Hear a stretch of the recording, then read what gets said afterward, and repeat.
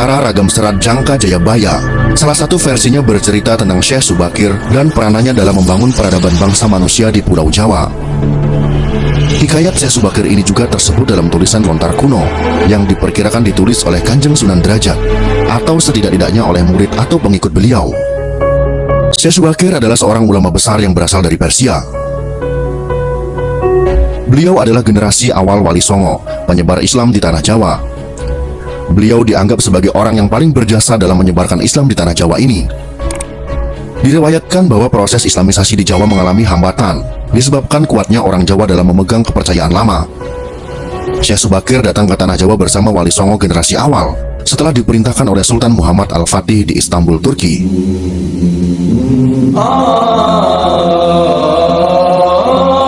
Kesembilan ulama ini mempunyai spesifikasi keahlian masing-masing. Ada yang ahli tata negara, ahli pengobatan, ahli tumbal, dan lain sebagainya. Wali sembilan ini dibagi menjadi 3 kelompok dan ditempatkan pada 3 tempat, yakni di bagian barat, tengah, dan timur tanah Jawa. Konon hambatan penyebaran Islam di Jawa pada masa sebelumnya disebabkan oleh keberadaan bangsa jin yang menempati setiap sudut tanah Jawa. Bangsa jin ini dipimpin oleh Sabdo Palon atau Kiai Semar yang bersemayam di puncak Gunung Tidar, Magelang, Jawa Tengah. Syekh Subakir yang ahli dalam ilmu batin segera melakukan pembersihan dengan menancapkan tumbal yang berupa batu hitam di puncak Gunung Tidar. Seluruh Jawa bergejolak. Seluruh bangsa jin yang menguasai tanah Jawa merasakan kepanasan yang teramat sangat, hingga mereka lari tunggang langgang menyeberang ke lautan atau menepi ke sudut terpencil tanah Jawa. Sebagian jin yang lain ada yang harus mati akibat hawa panas dari tumbal yang dipasang Syekh Subakir. Karena itulah, sampai saat ini, Gunung Tidar dipercaya sebagai pakunya tanah Jawa. Melihat hal tersebut, Sabda Palon yang telah 9.000 tahun bersemayam di puncak Tidar keluar dalam bentuk manusia, berdiri di hadapan Syekh Subakir. Setelah terjadi perdebatan, mereka segera adu kesaktian. Konon pertempuran antara keduanya selama 40 hari dan 40 malam, hingga Sabda Palon merasa kewalahan dan menawarkan gencatan senjata. Sabda Palon mensyaratkan beberapa poin dalam upaya penyebaran Islam di Jawa. Syarat-syarat itu pun disetujui oleh Syekh Subakir. Berikut ini adalah dialog antara Sabda Palon dengan Syekh Subakir yang terjadi di atas Gunung Tidar. Dialog yang terjadi antara Syekh Subakir dan Sabda Palon ini kami sajikan dalam versi imajiner.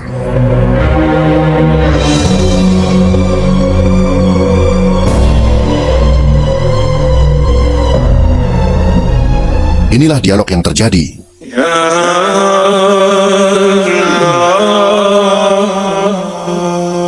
Syekh Subakir berkata, "Kisana, siapakah Kisana ini? Tolong jelaskan." Sabda Palon menjawab, "Aku ini Sabda Palon, pamomong atau pengembala tanah Jawa sejak zaman dahulu kala. Bahkan sejak zaman kedewataan, akulah pemomong para kesatria leluhur. Dulu aku dikenal sebagai Sang Hyang Ismoyo Jati, lalu dikenal sebagai Kilura Semar Bodronoyo. Dan sekarang zaman Majapahit ini, namaku dikenal dengan Sabdo Palon." Syekh Subakir berkata lagi, "Berarti Kisanak ini adalah danyang tanah Jawa ini. Perkenalkan Kisanak, namaku adalah Syekh Subakir yang berasal dari tanah Syam, Persia." Sabdo Palon bertanya, "Ada hajat apa gerangan Jengan Diko rawuh di tanah Jawa ini?" Syekh Subakir menjawab, "Saya diutus oleh Sultan Muhammad yang bertahta di negeri Istanbul untuk datang ke tanah Jawa ini. Saya tiadalah datang sendiri, kami datang dengan beberapa kawan yang sama-sama diutus oleh Baginda Sultan." Sabdo Palon berkata lagi, "Ceritakanlah selengkapnya Kisana, supaya aku tahu duduk permasalahannya."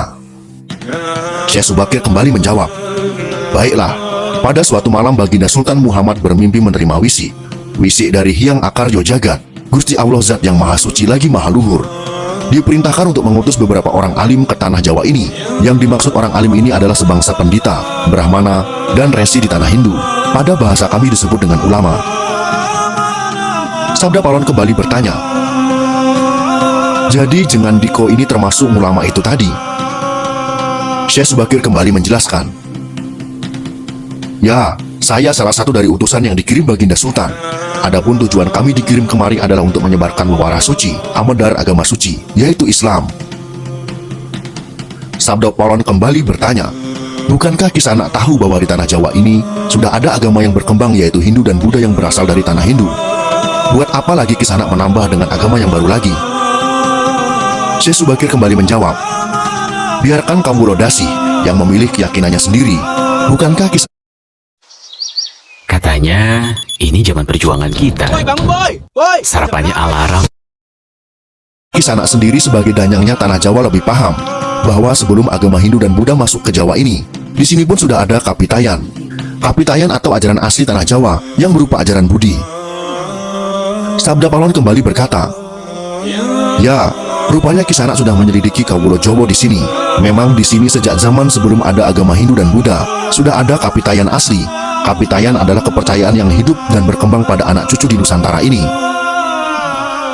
Syekh Subakir balik bertanya, jika berkenan, tolong ceritakan bagaimana Kapitayan yang ada di tanah Jawa ini. Kemudian Sabda Palon pun menjelaskan, secara singkat kepercayaan Jawa begini. Manusia Jawa sejak dari zaman para leluhur dahulu kala meyakini ada Sang Maha Kuasa yang bersifat tan keno kinoyo ngopo. Tidak bisa digambarkan bagaimana keadaannya. Dialah pencipta segala-galanya, Bawono Agung dan Bawono Alit, jagat besar dan jagat kecil, alam semesta dan alam manusia. Wong Jawa meyakini bahwa Dia yang Maha Kuasa ini dekat. Jika dekat dengan manusia, Dia juga diyakini berperilaku sangat welas asih. Dia juga diyakini meliputi segala sesuatu yang ada. Karena itu masyarakat Jawa sangat menghormati alam sekelilingnya. Karena bagi mereka semuanya mempunyai sukma. Sukma ini adalah sebagai wakil dari Dia yang Maha Kuasa itu. Jika masyarakat Jawa melakukan pemujaan kepada Sang Pencipta, mereka lambangkan dengan tempat yang suwung. Suwung itu kosong, namun sejatinya bukan kosong namun berisi Sang Maha Ada. Karena itu tempat pemujaan orang Jawa disebut Sanggar Pamujan. Di salah satu bagiannya dibuatlah sentong kosong, tempat atau kamar kosong untuk arah pemujaan. Karena diyakini bahwa di mana ada tempat suwung di situ ada Yang Maha Kuasa. Syekh Subakir kembali berkata, itulah juga yang menjadi ajaran agama yang kami bawa untuk memberi ageman yang menegaskan itu semua, bahwa sejatinya di balik semua yang maujud ini ada Sang Wujud Tunggal yang menjadi pencipta, pengatur, dan pengayom alam semesta. Wujud Tunggal ini dalam bahasa Arab disebut Al-Ahad. Dia maha dekat kepada manusia, bahkan lebih dekat Dia daripada urat leher manusianya sendiri. Ajaran agama kami menekankan budi pekerti yang agung, yaitu menebarkan welas asih kepada alam gumebyar, kepada sesama titah atau makhluk. Lihatlah Sang Danyang, betapa sudah rusaknya tatanan masyarakat Majapahit sekarang. Bekas-bekas perang saudara masih membara, rakyat kelaparan, perampokan dan penindasan ada di mana-mana. Ini harus diperbaharui budi pekertinya. Sabda Palon kembali menjawab, aku juga sedih sebenarnya memikirkan rakyatku. Tatanan sudah bubrah. Para pejabat negara sudah lupa akan dharmanya. Mereka saling sikut untuk merebutkan jabatan dan kemewahan duniawi. Para pandito juga sudah tak mampu berbuat banyak. Orang kecil salang tunjang mencari pegangan. Zaman benar-benar zaman edan. Syekh Subakir kembali berkata, karena itulah mungkin Sang Maha Jawata Agung menyuruh Sultan Muhammad Turki untuk mengutus kami ke sini. Jadi wahai Sang Danyang Tanah Jawa, izinkanlah kami menebarkan muara suci ini di wewengkon kekuasaanmu ini. Sabda Palon pun menjawab, baiklah jika begitu, tapi dengan syarat-syarat yang harus kalian patuhi. Syekh Subakir pun bertanya, apa syaratnya itu wahai Sang Danyang Tanah Jawa? Sabda Palon menjelaskan, pertama, jangan ada paksaan agama, dharma atau kepercayaan. Kedua, jika hendak membuat bangunan tempat pemujaan atau ibadah, buatlah yang bangunan luarnya nampak cakra atau gaya Hindu Jawa, walau isi dalamnya Islam. Ketiga, jika mendirikan kerajaan Islam, maka ratu yang pertama harus dari anak campuran. Maksud campuran adalah jika bapaknya Hindu, maka ibunya Islam. Jika bapaknya Islam, maka ibunya harus Hindu. Keempat, jangan jadikan wong Jawa berubah menjadi orang Arab atau Parsi. Biarkan mereka tetap menjadi orang Jawa dengan kebudayaan Jawa, walau agamanya Islam. Karena agama setahu saya adalah dharma, yaitu lelaku hidup atau budi pekerti. Hati-hati jika sampai orang Jawa hilang Jawanya, hilang kepribadiannya, hilang budi pekertinya yang adiluhung, maka aku akan datang lagi. Ingat itu, 500 tahun lagi jika syarat-syarat ini kau abaikan, aku akan muncul membuat goro-goro. Syekh Subakir pun menjawab, baiklah, syarat pertama sampai keempat aku setujui. Namun khusus syarat keempat, betapapun aku dengan kawan-kawan akan tetap menghormati dan melestarikan budaya Jawa yang adiluhung ini. Namun jika suatu saat kelak karena perkembangan zaman dan ada perubahan, maka tentu itu bukan dalam kekuasaanku lagi. Biarlah Gusti Kang Akaryo Jagat yang menentukannya.